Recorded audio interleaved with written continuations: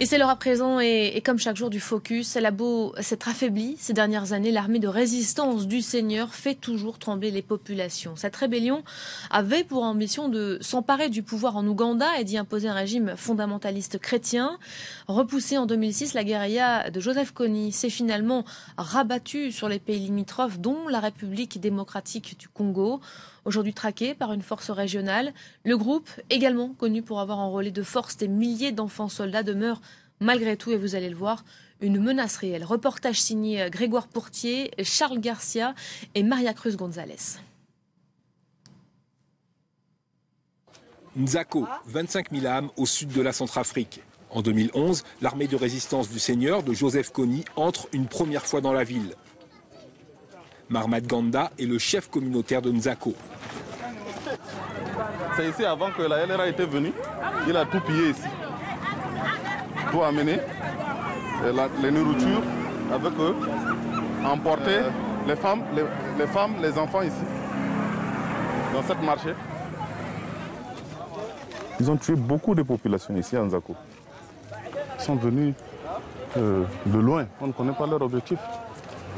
C'est un groupe de grands bandits, ça dépasse même le banditisme.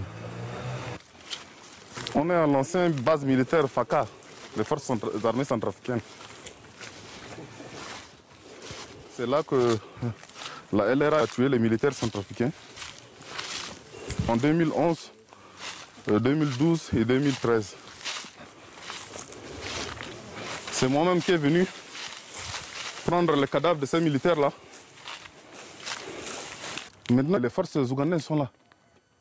Si les forces ougandaises quittent Nzako, nous aussi, on risquera d'abandonner. Comme les autres villages vers les Umbomu. Beaucoup de villages ont quitté. C'est donc l'armée ougandaise, l'UPDF, qui assume la sécurité de Nzako au nom d'une force régionale montée en 2012. Car l'armée de résistance du Seigneur n'est plus en Ouganda. Depuis 2008, elle navigue entre Soudan du Sud, République démocratique du Congo et donc République centrafricaine, dans des zones où l'autorité de l'État est quasi inexistante, voire où elle trouve des appuis. En Centrafrique, elle a ainsi collaboré avec la Séléka. Et aujourd'hui, l'armée nationale n'a pas les moyens de traquer le groupe rebelle, comme on le reconnaît à l'état-major de la force régionale, autorisée par l'Union africaine et installée à Yambio, au Soudan du Sud. Je loue les efforts de l'UPDF en Centrafrique, parce que nos militaires sont là-bas, mais ils sont inopérationnels, parce qu'il n'y a pas la logistique qui suit, vu le contexte politico-militaire à Bangui.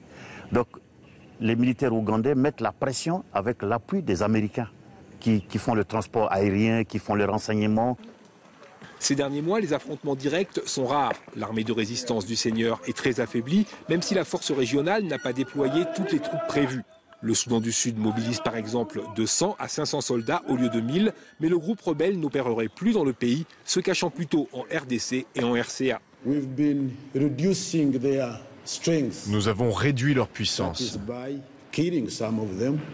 en les tuant ou en les capturant. Nous avons par exemple éliminé leur numéro 2 dans la hiérarchie de leur organisation, éliminé également plusieurs de leurs principaux commandants. Et puis il y a aussi des chefs de groupe qui se sont rendus. L'appel aux défections fait partie intégrante de la stratégie. De nombreux prisonniers dont on avait fait des esclaves ou même des combattants sont aussi régulièrement libérés par la force régionale. Beaucoup s'inquiètent pourtant. L'Ouganda réfléchit à se retirer. Et dans une forêt grande comme la France, il est difficile d'approcher ou simplement de repérer des groupes ultramobiles se déplaçant tous les jours à pied. Même si la LRA ne serait aujourd'hui qu'en mode survie, la priorité est ainsi donnée à la sécurisation des villages, comme ici à Obo.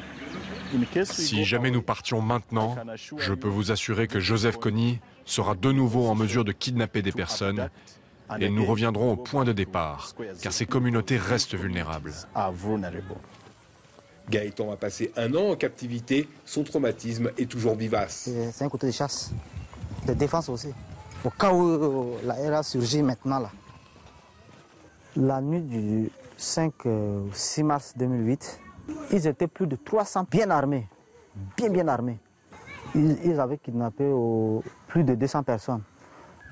C'est pas fini, le problème de LRA continue encore. Récemment, ils ont kidnappé des personnes, récemment, en brousse. Ils étaient partis faire la chasse. On ne peut pas aller au-delà de 5 km. On ne peut pas. Même les cultures, c'est limite au niveau de 5 km. Gaëtan nous présente Tatiana, 16 ans, dont 5 dans les griffes de la LRA.